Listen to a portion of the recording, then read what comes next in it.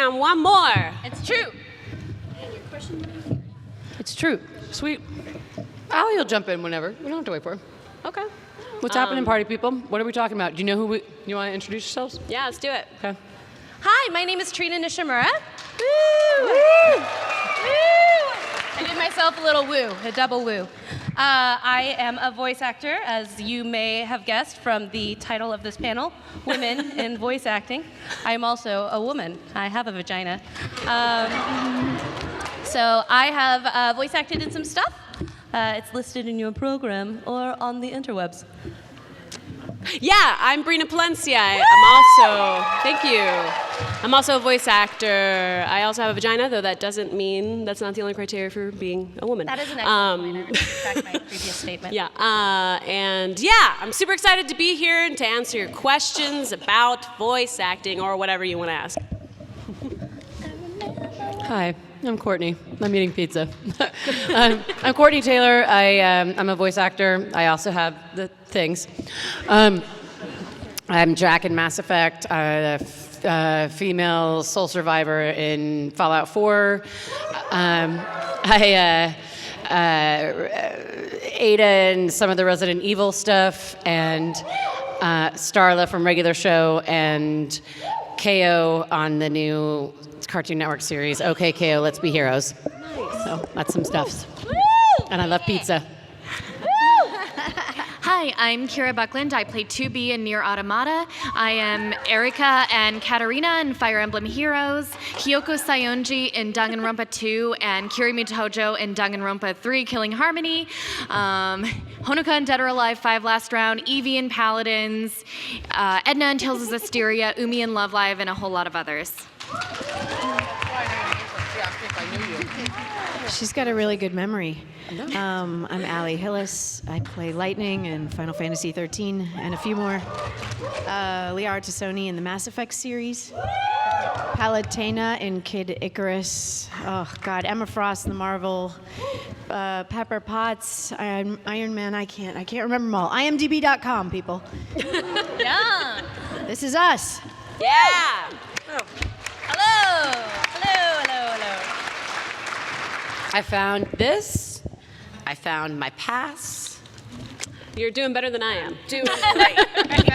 I don't have my pass or my anything. I got some waters. Killing it.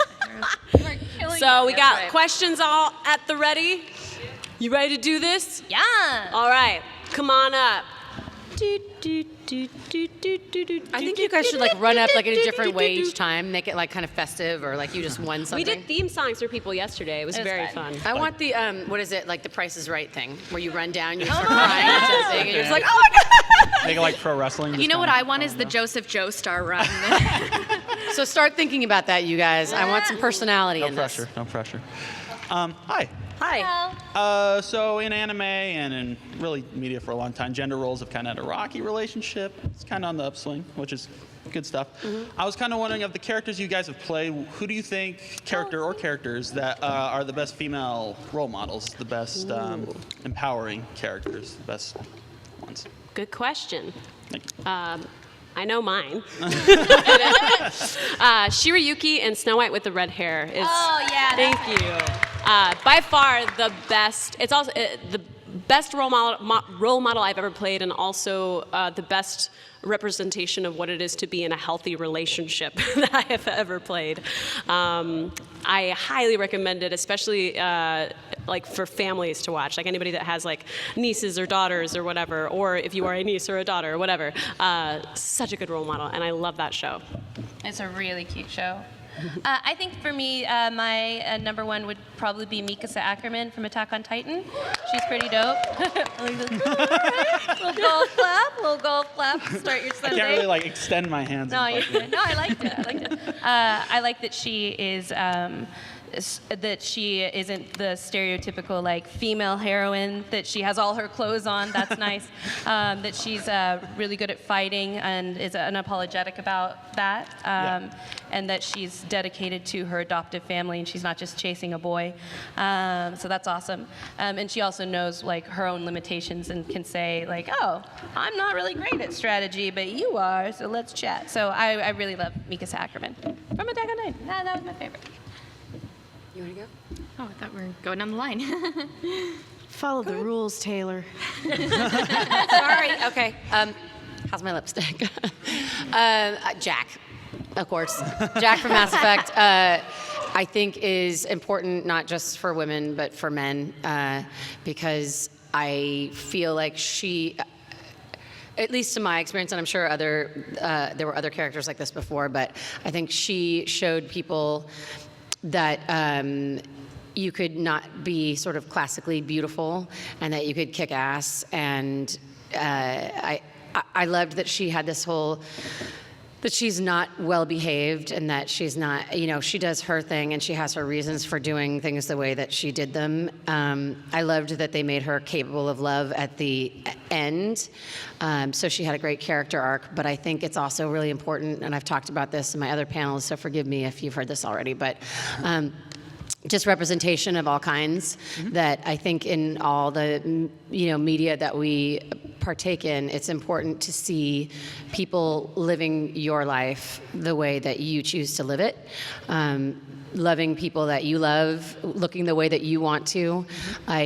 I was a punk rock kid, and in a time that it was not cool to have pink hair and bondage pants and stuff like that. Same. And I wanted to, and even though I grew up in San Francisco, which is supposed to be very liberal, I still got in fights, and I got, I love the fact that Jack was unashamedly, unabashedly who she was. And I think it's important not only for women to see that, young girls to see that, but it's important for men to see that, because I think it concerns me that there's this like a sniper is in a bikini. I'm like, how do you belly crawl in a string bikini and actually that's not real. And I know that there's scientific research that says that men get disappointed sometimes because they're like, you don't look like the girl in my video game, or that I've seen on. We're real just like men are real, and we're all human beings and should just be treated as such. You should be able to live your life, look the way you want to, love who you want, and receive all the love and goodness that the world has to offer. Well said. Mm-hmm.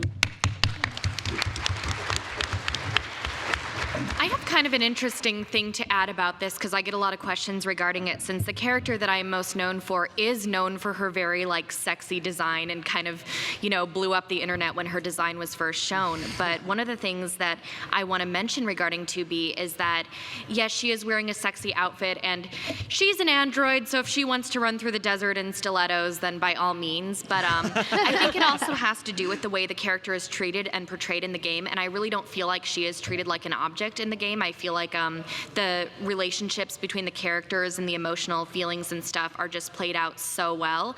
And also, just the fact that she starts off the game and she's like, emotions are prohibited and stuff like that, but then she almost shows, despite not being human, she does show kind of humanity towards the end, and she does show emotion and know it's okay to be strong, but being strong doesn't mean you have to be stoic all the time. You can cry, you can share how you feel, you can have meaningful relationships with the people that you're working blow with shit or up. fighting with. Yeah, and do that too. So it's you can do it all.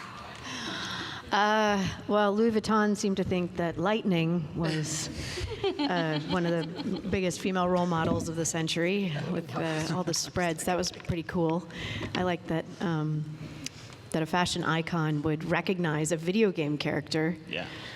And put them on billboards in the middle of, Times Square in New York. So that was pretty cool. She did not get any free swag. I was got so no pissed. free swag. I didn't even get to go to Fashion Week. I was like, I'll cosplay, man. Come on. Humans are tools. Anyway, but for me, it's kind of a toss-up, I think, between Lightning and Liara, because just I don't need to re-say what a lot of the things that Courtenay said. But just the fact that with Mass Effect, we were able to give everyone a relationship that they can relate to.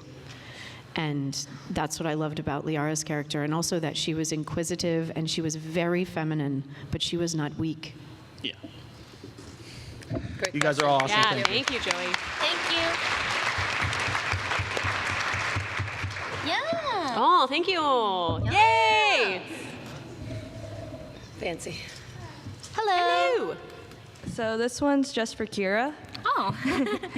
If and when it gets animated, are you going to try to voice Jolene? That is my dream. Someone had me do a Stone Free last night. It was pretty fun. Yeah, because I would hope to hear you as her. Thank you so much.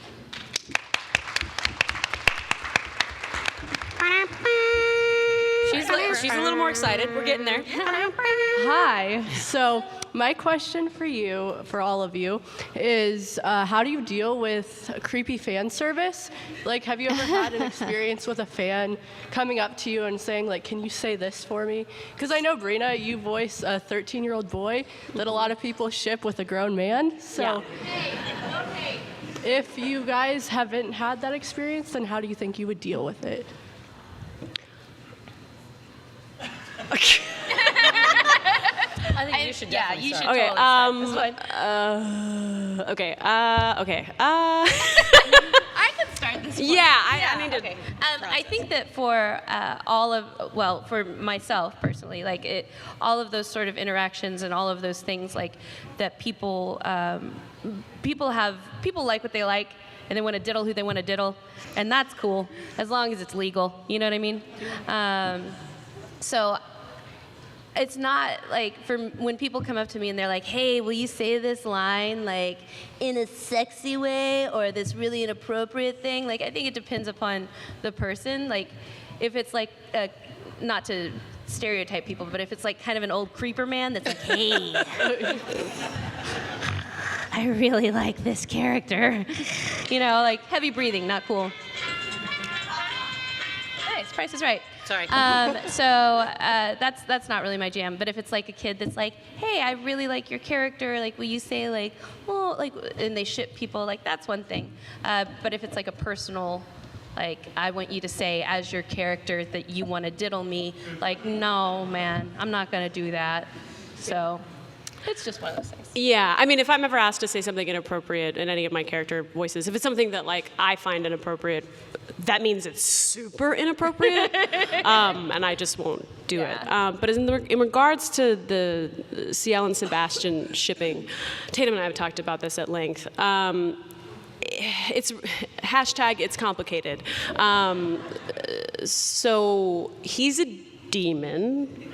Yeah. If you don't know, Sebastian is a demon, and so the form that he takes on is whatever it is that Ciel needs to see. So for me, like playing that character, it's really complicated because Sebastian is the only, I can't even say person, but entity in his life that he can count on because he has had such a horrible life. So I do think that there is, if he's even capable of understanding what love is, there's some form of love, but it's not like, ew, what a cute demon, obviously. It's a very deep, twisted, confused, sad, depressed, dark, horrible place to be. Like, it's not like this beautiful romantic love story. I mean, it's a demon that wants to eat his soul later, that's like helping him avenge his parents' death. Like, it's not just this cute thing. It's a really sad, messed up relationship that they have. And it's actually really devastating playing that character. He's also my favorite, for the record. But it's because he's so complicated and because he's been through so much. So I don't, like, if people ask me, like, oh, who do you ship? I would never say Sebastian, because that's a very sad place to be. But if you were to ask me, during Book of Circus time, I would have said Freckles, or / Doll. But now I would say Elizabeth, for sure, after Book of Atlantic, because she was such a badass in that movie. Anyway. I'm sorry, what was the question? How do you deal with like creepy fan service? Creepers? Huh? How do I deal with creepers? Someone wants you to say a line that's kind of like risque. Oh, I think it's interesting because I actually don't deal with a lot of the same stuff that other people deal with. No I think way, the with your nature- characters? No? No, I know, because I feel like people are a little scared of my characters sometimes. And I don't think anyone wants to hear like Sergeant Hammer be like, baby, take your pants off.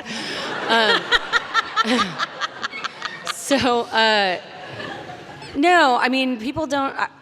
I've been asked to like sign weird body parts and boobs and not weird, but like I'm like, oh, okay. I mean, but I think there is a certain thing that I noticed that some of my friends who play like sweeter characters tend to get more have more problems like that. Yeah, I definitely agree with that. Yeah. I think it's super important to always, if you're not comfortable with something, just to say like, sorry, man, I'm not comfortable, but I will be happily, I'll do this. Or I'll do this line for you. I always give people options, but I don't deal with it too much. Yeah, I'm pretty open with what I'll do and sign. I mean, I signed so much to booty this weekend, not gonna lie. But, one of the things too that, at least I keep in mind for some of my characters is that as the official voices of these characters, we are kind of representing them in a way. And so by saying something that's like super risque, super off character, whatever, I don't know, sometimes I feel like, well, how would the clients feel if they found this and knew that, we were kind of doing this as the voice of our character or whatever. So, anything that's like maybe could get in trouble for that, obviously I don't want to do that. The other thing too that I wanted to point out is sometimes there are people who, and I don't blame them for this because we've all been in the place where we need friends and this and that, and they think that we literally are our characters. So I'm sure you all have gotten it too, having people message or tweet you and they're interacting with you as your character and they're saying like, oh, I need a friend, like character name, will you be my, and they want you to like be this fictional person for them, and that can get, that can just go pretty wrong fast.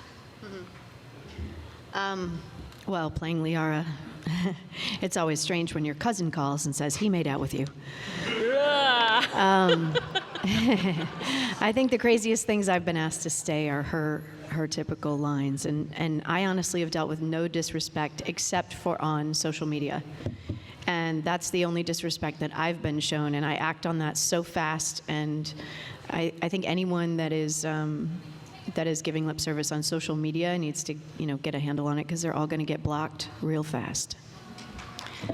One of the things that I want to point out real quick, just relating to what Allie said, is that we are people, and I think it's easy sometimes to forget that you are talking to a human, especially when you're anonymous behind a computer. Mm-hmm. So it's really easy for people to tweet hate and be like, your voice sucks, the Japanese version is so much better, like this and that, and it's like, we read this and we're humans, you do develop a skin to deal with a lot of hate, but at the same time, it's like, it's not fun reading people saying awful things. So, just think about that, I guess. You're totally entitled to have opinions, but just don't be rude about it. Yeah, totally. Creative criticism for anyone who makes games or cartoons.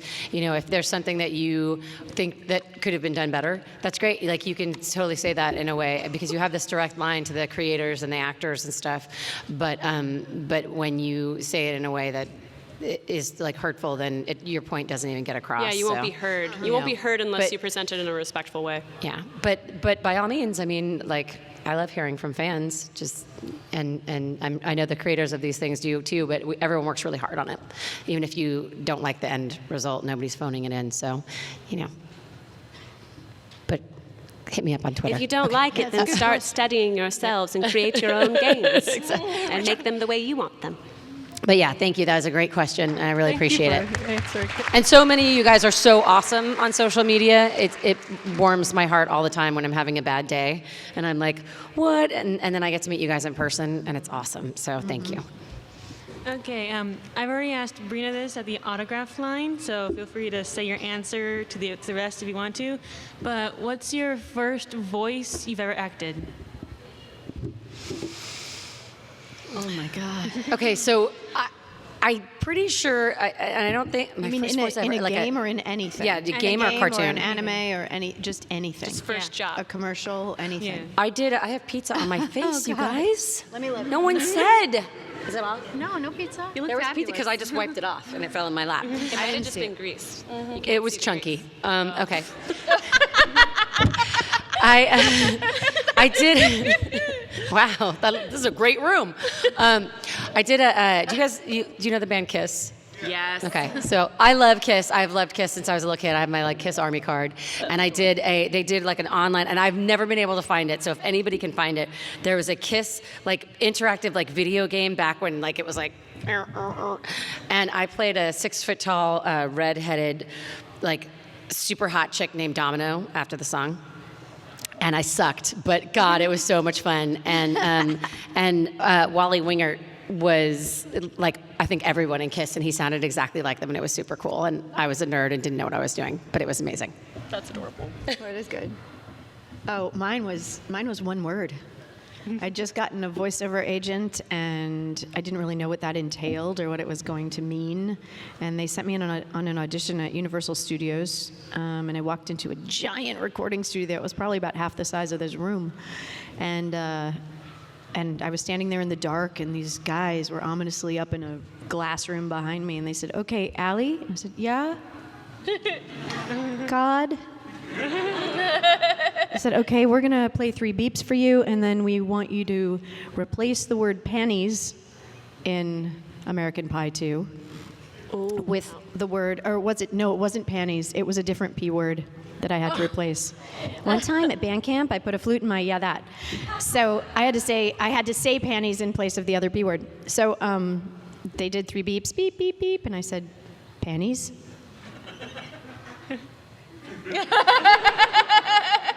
And they said, that was great. Okay, one more for safety. Beep, beep, beep. Panties. Thank you, Allie. That was fantastic. You can step out to the left and sign your contracts. And I signed my contracts, and I saw that I made like $600. And I called my dad, and I said, "This is the best thing ever." And she drove home going, panties, panties, panties, panties, panties. I practiced that word a lot. That's awesome. Now that's really unusual to get like one word and you work for 2 minutes, and that doesn't happen. That's not how this works. But that was my very first job in voiceover, and I'm proud of it. That's awesome. That was awesome. Good start. My first game that came out on console was Castle Crashers. It's fresh in my mind right now because there was a group of the 4 who came into my panel yesterday and brought me coffee as like the characters. It was so cute. That's so cute. The first show that I worked on, I did a lot of like bit parts and stuff in Case Closed. But the first actual like character that I ever got was Nina Tucker in Full Metal Alchemist. Oh, woo! Yeah. The first voiceover gig I ever got was for cartoons was on a show called Desert Punk.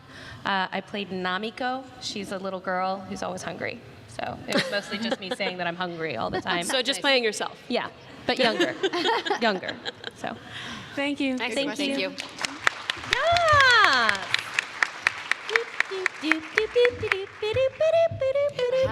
I have it here. This is for everyone. So what's the most embarrassing thing that's happened to you in your career? Oh, The most embarrassing thing that's pick happened one. to us in our Having to career. say panties? I can tell. This is so easy. I did a game called God of War, and God of War is known for its. If there's children in here, sometimes when a bald man loves a lot of women at the same time, they're very much in love. So that's what it's known for. And the first one was basically me being twins with the bald man who we were very in love with, apparently. And Keith Farley, who is also a voice actor, directed me in that. And he and I were both so mortified. I was just like purple, and I looked up, and he was like, he was like, to this day, we're still scarred from that. But the best part about it is, like, I went back and listened to it because I was so horrified. I'm like, because I had heard the last God of War, where it's way more. And the story is my friend April Stewart was like 8 months pregnant, and she had gone in to do that voicing of this new one. And so she went through all of the stuff, and she walked out and was like, "Oh my gosh, I'm so glad that's over." And the file corrupted. And so she had to go back in for another session and do it all over again. But I still am friends with Keith Farley, and every once in a while I'll bring it up. I'm like, "Twins and God of War, am I right?" And he's like, "Oh, Like, I feel like we could do anything after this. And he's like, it's all good now. Let's just forget that ever happened. Wow. Most embarrassing? I have a couple. Oh, really? Yeah, I have two. One is very quick. I was working for GameStop TV. I was a host for GameStop TV for like 3 years. And I was talking about, so, it was like a talking head thing of like, this new game coming in at GameStop, whatever. I think we even talked about God of War. But it was a racing game, and the line was supposed to be, you can race up to 7 of your friends. And I said, you can rape up to 7 of your friends. Oh, no. On accident. So that was a bad one.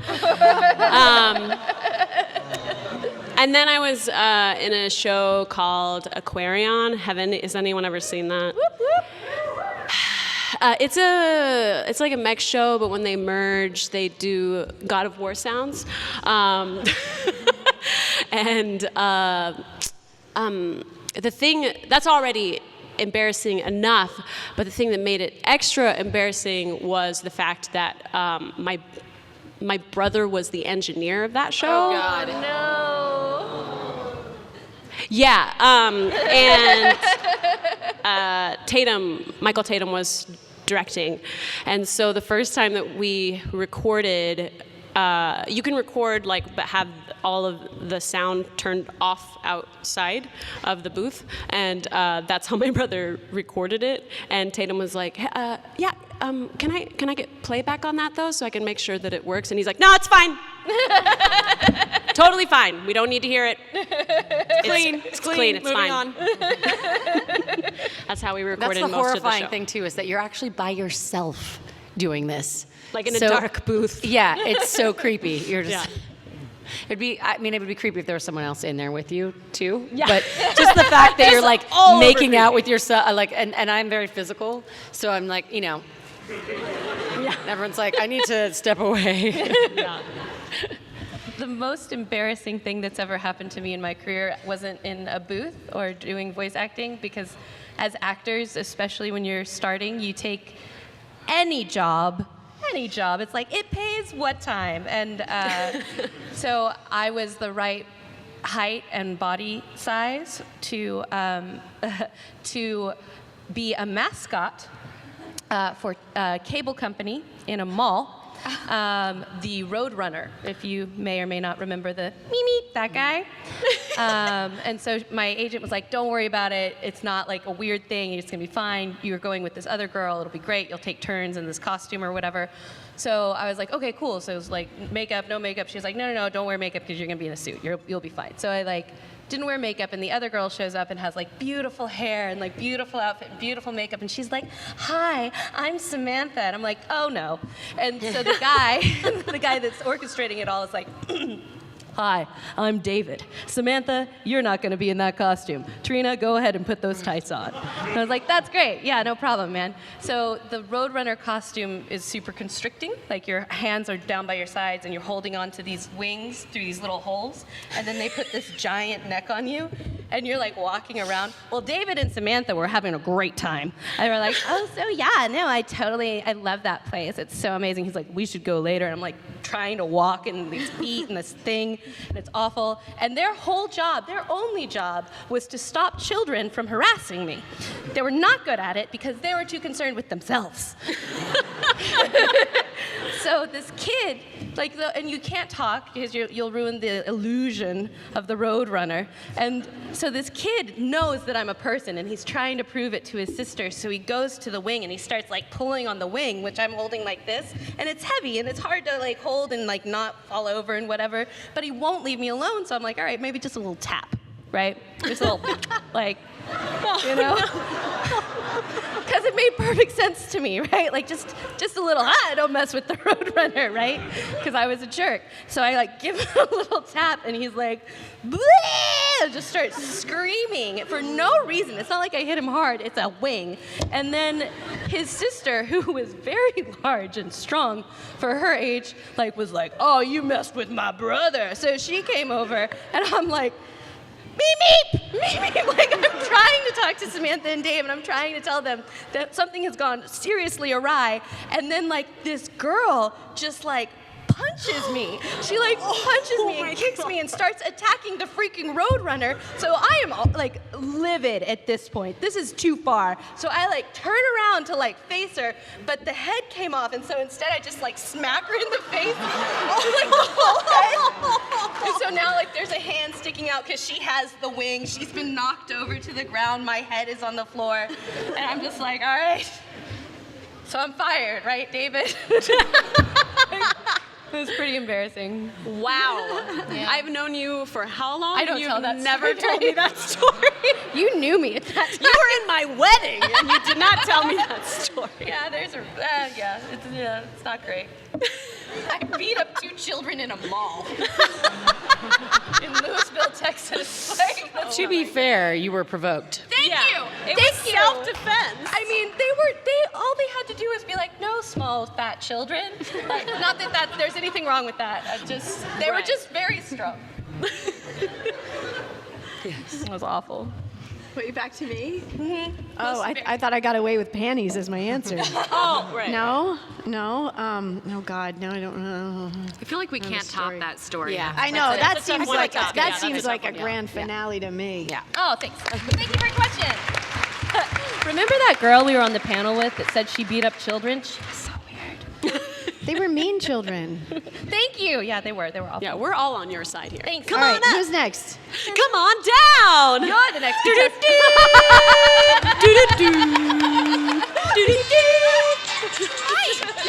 How are you guys? You win. Thank You you. win. really won that. Thank you so much.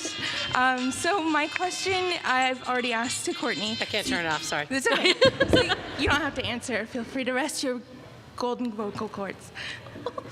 I paid her $20 to say that. I don't know. All I heard was my golden vocal cords, and I sort of passed out a little. I'm sorry. So my question is, what was a challenge that you experienced when you first started voice acting that comes naturally to you now? That's a good question. That is a good question. Yeah.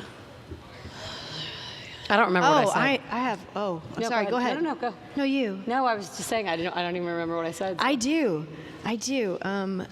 The first time I ever did a video game that was already animated in Japanese, and I had to match the flaps, which is what we say in voiceover world.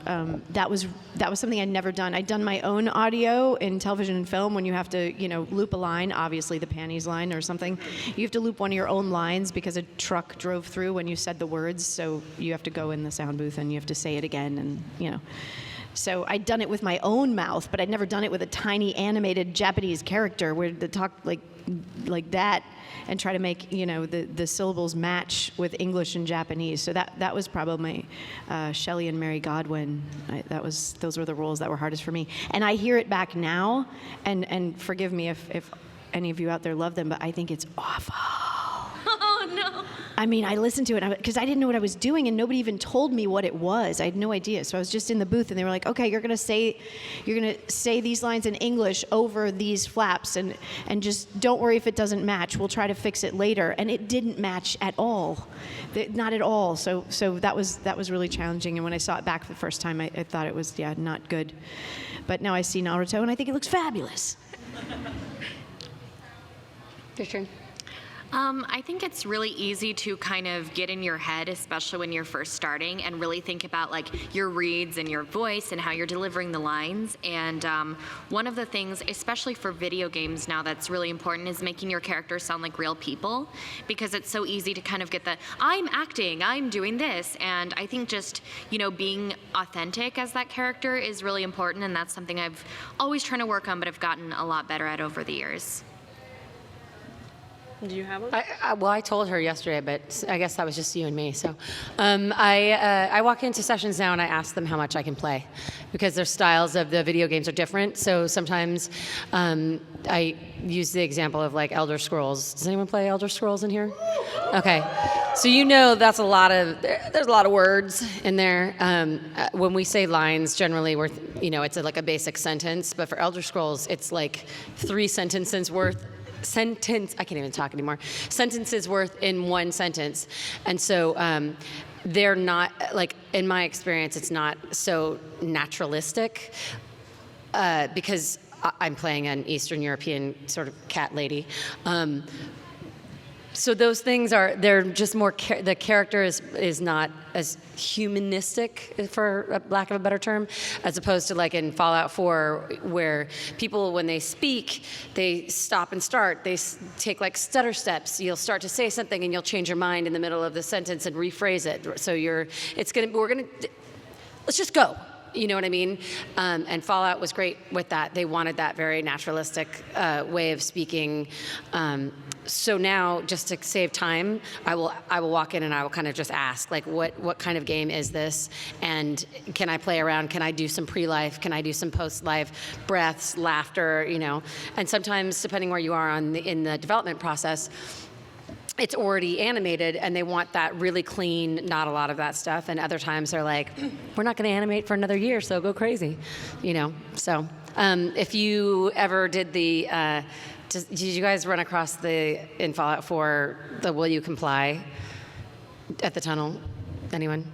The Will You Comply? My character runs into a robot and who is telling her that she's out after curfew and she has to go home.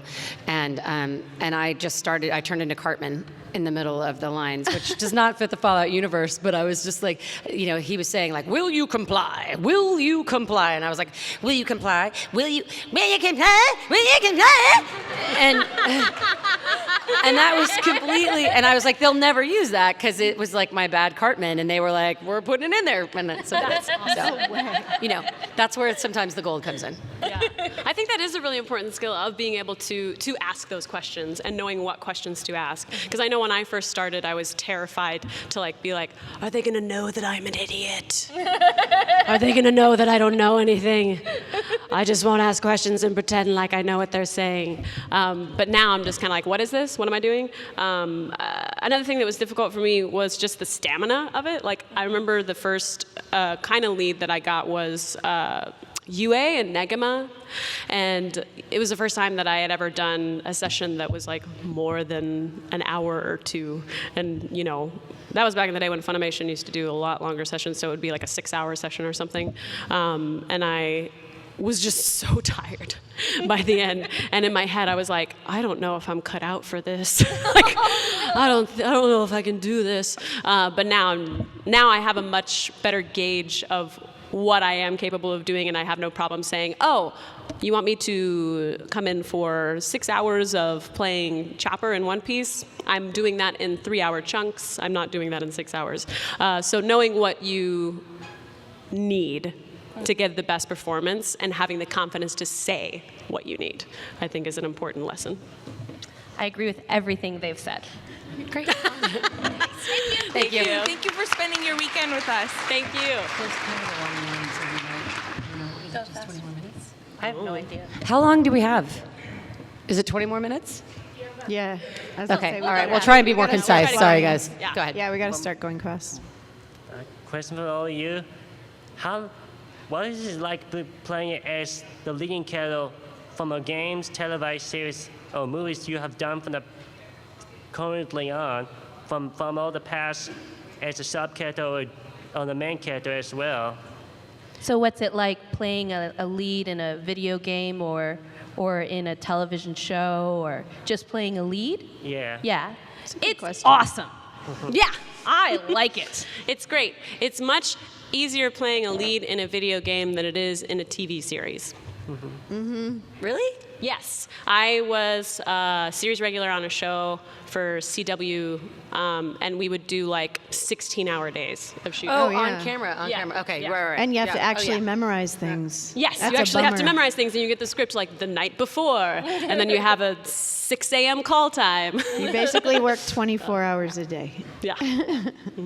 For me, it was, it's just the job security. I mean, honestly, like, people, I don't know what people think necessarily about voice acting, but I know that I'm unemployed at the end of every single day. It's very rare for us to get like series reg contracts, or we're all considered day players. So it's both a blessing and a curse that when you leave the booth, you're like, I could not. They could recast you. They could, something funding could get pulled from a game. I've done that before, where I was like, "What happened to that awesome game we were working on?" They're like,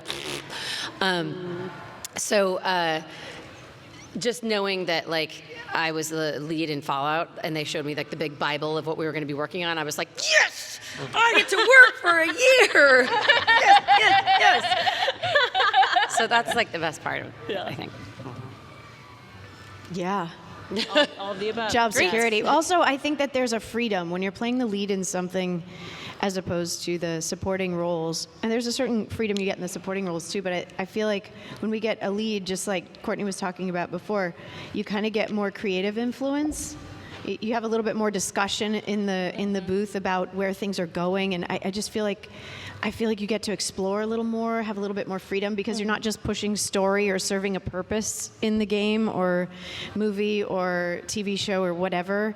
You just get a little bit more freedom to play, I feel like. So You get to do your best Cartman. yeah. Yes. You get to have a little bit more fun and feel like you have more job security. So it's definitely a nice thing.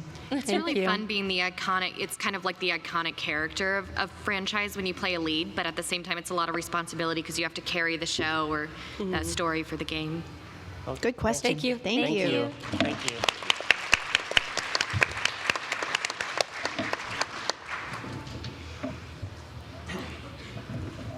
Good afternoon. Hi. You all Hi. are spectacular, awesome, great. Thank you for coming.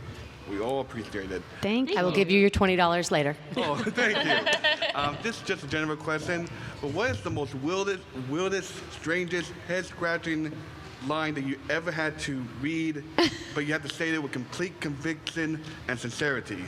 I've got it. Go. By the goddess.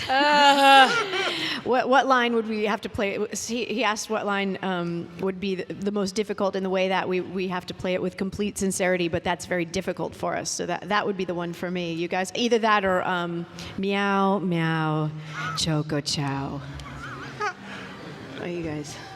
Choco cat? That was lightning.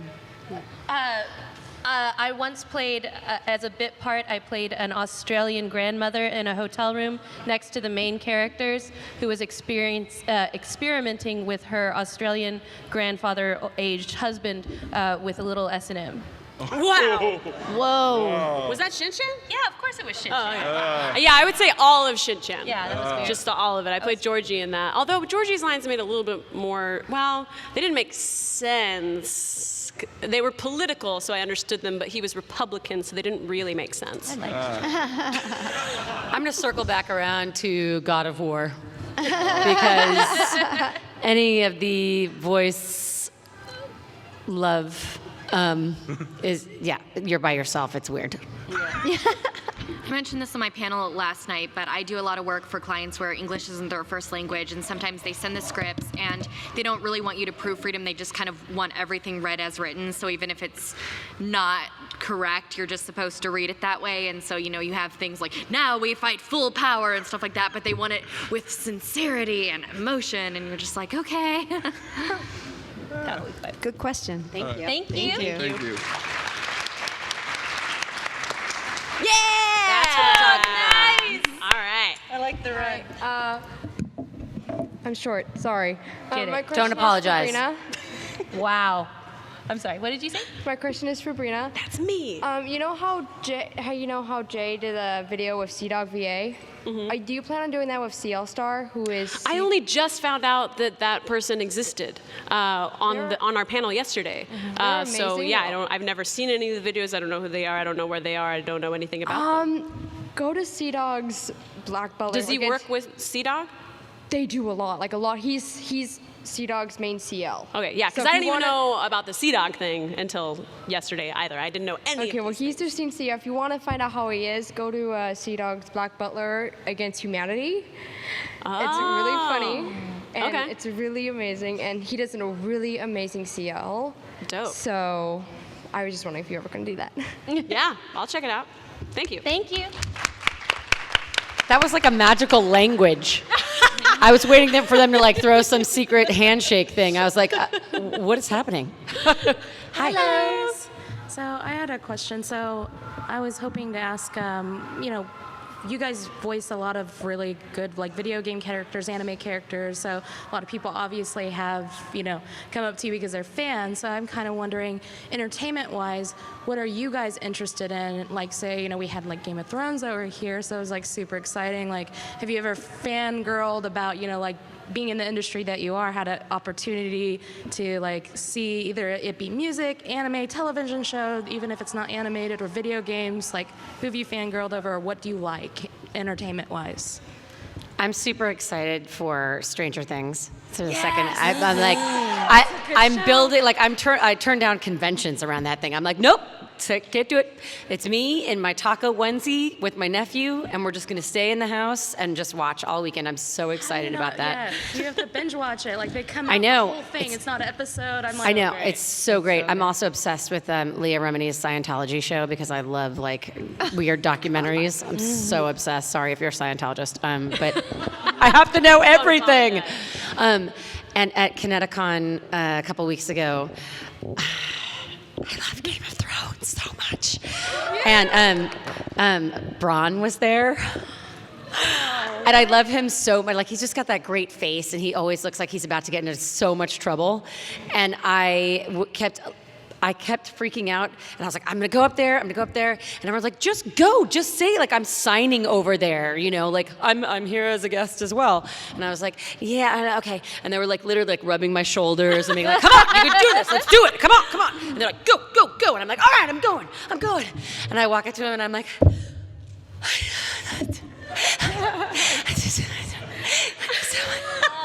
and I stood in front of his desk, and or table or whatever it was, and like twirling my hair and like rocking back and forth. And he just gave me that look, like he cocked his head, and I was like, I'm standing over there.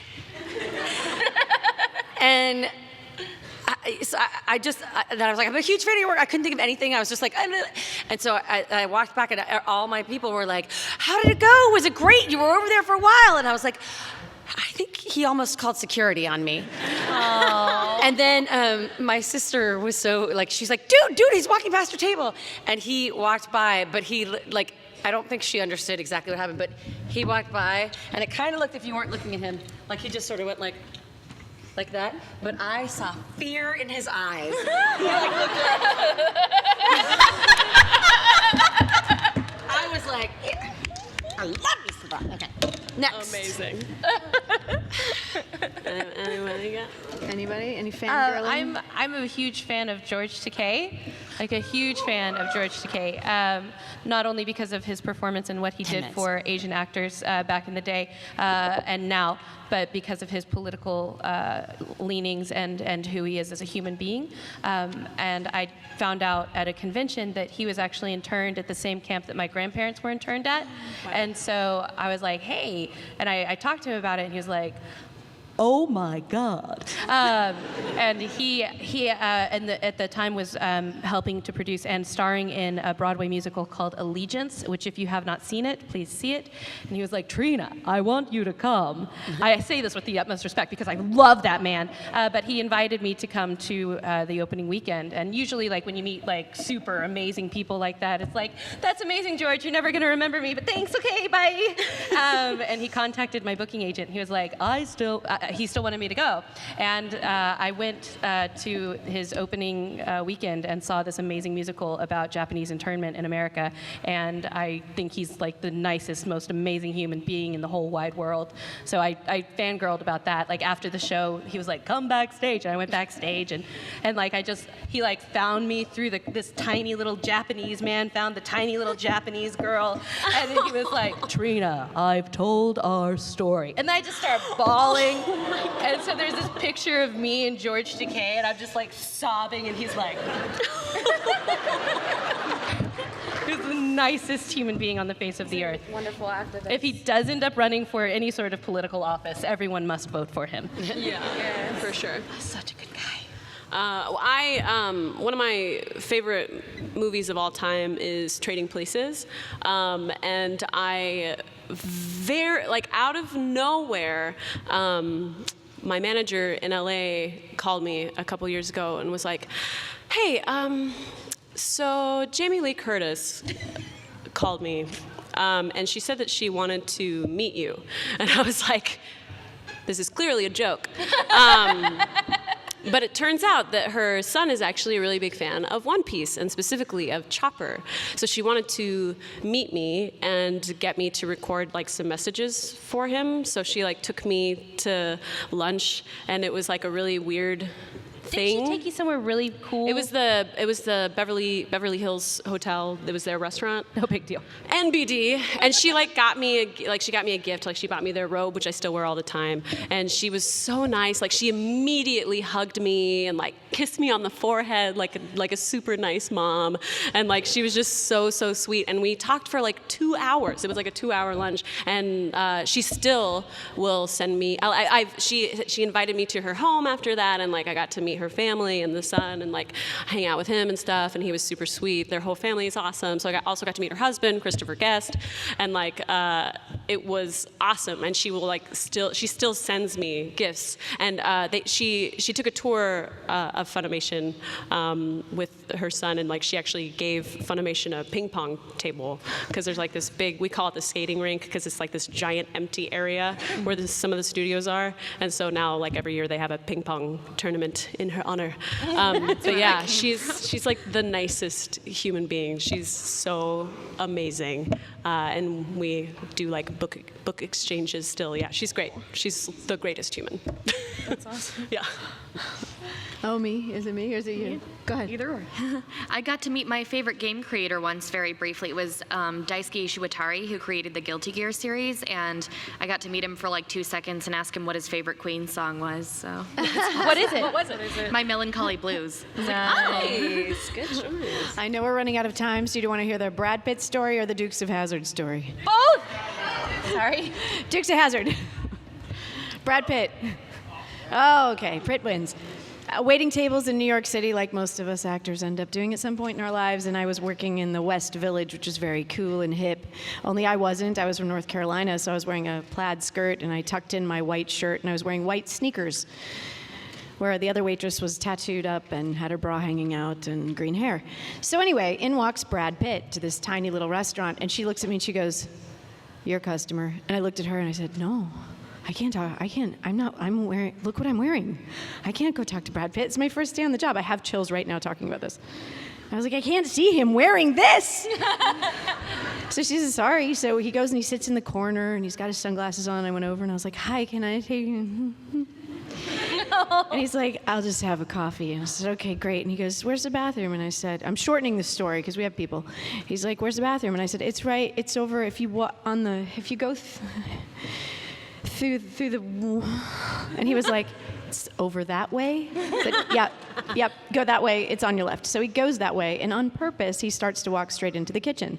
So I politely help him by grabbing him by his belt loop in the back, by his butt. Oh my God.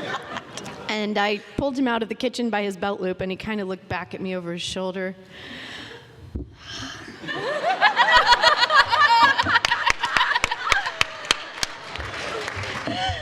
And then they kissed. In my mind. Yeah. And then I just turned him by his little hips, and I tapped his tushy with this hand. And I said, "It's that way."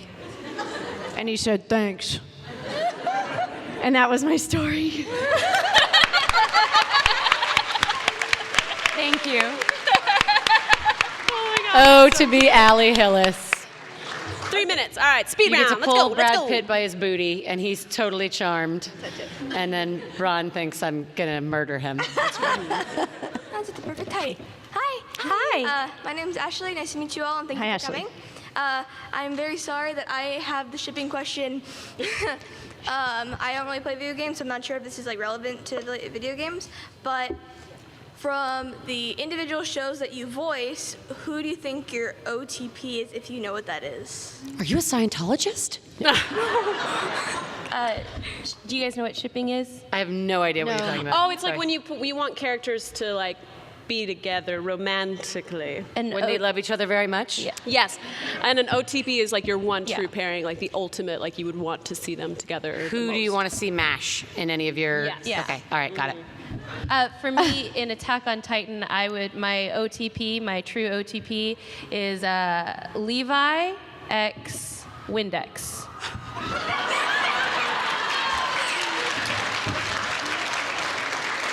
Mine is definitely Ciel and Elizabeth. After, if you guys have not seen Book of Atlantic, like, you go ahead and skip me for a minute because I'm still trying to figure out what's happening. Okay.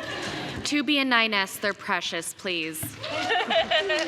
Oh, I'm gonna say Lightning and Caius from 2. 13-2. So they have to be from the same property. yeah. They don't, I mean, Does it have to be me, one of my characters, or just any? Any character. yeah, any character. I always want Jack and Grunt from Mass Effect. Thank you very much. That'd be a party.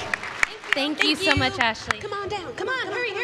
We got you. 2 minutes. We got 2 minutes. Speed round. Hello. Hello. They already asked most of my questions, so only thing I have here is what are your #1 favorite movies of all time? Oh man, that's so hard That's to so ask hard. actors. I know mine. My all-time favorite movie is Whiplash because I went to music school, and I also watch Coming to America and Trading Places every year at Christmas time, and Love Actually. Thank you. I knew that. I'm gonna think about it, but you come to my Oh, table and Sex and Lucia is my other all-time favorite. That's a good one. I'll think about it. Oh man. My favorite from when I was a kid was Fantasia. I've seen it a million times. I love it so much. But and I always try and think of like some really like smart movie that's, you know, smart. But mine is a draw. The 2 movies I've seen the most in my life that I love are Fast Times at Ridgemont High and True Romance. Nice. Oh, yeah. Those are my best. And if classics. you haven't seen those, kids, go see them because they're amazing. True Romance is. I feel like that's a smart one. True Romance. True Romance is awesome. And if you're of a certain era, Fast Times at Ridgemont High is awesome too. If you want to know where the checkerboard bands come from, that's where it comes from. Labyrinth, because it starred my favorite musician of all time, and he was so hot in that movie. Like, okay, now it's my turn. I can be like, so hot. Oh God, I don't know. I'm a fan of so many different movies. One movie I think that didn't get enough attention was Kiss Kiss Bang Bang. If you guys haven't seen it, so good. that's such a good. That's one of my favorites that not many people saw. Shane Black's return. You know what? And when somebody said Christmas movies, A Christmas Story. Yeah. Oh yeah. You'll shoot your eye out, kid. That's good. I think I'm a big fan of old movies, like that. I don't necessarily agree with the gender stereotypes or things like that now, but I love most of Audrey Hepburn's work, specifically Breakfast at Tiffany's. At Tiffany's and Roman Holiday. Because it's a movie about you. God, that's dope. But thank you for your question. That was a great Thank you. question. Thank you. Thank you. Thank you so much Thank you, for spending the guys. time with us, you guys. It was a pleasure. We really appreciate you being here. Okay, everyone, please head through the doors on the very right. Except for my cousin, wherever you are. The Overwatch line is starting to form. It's forming right about now. It's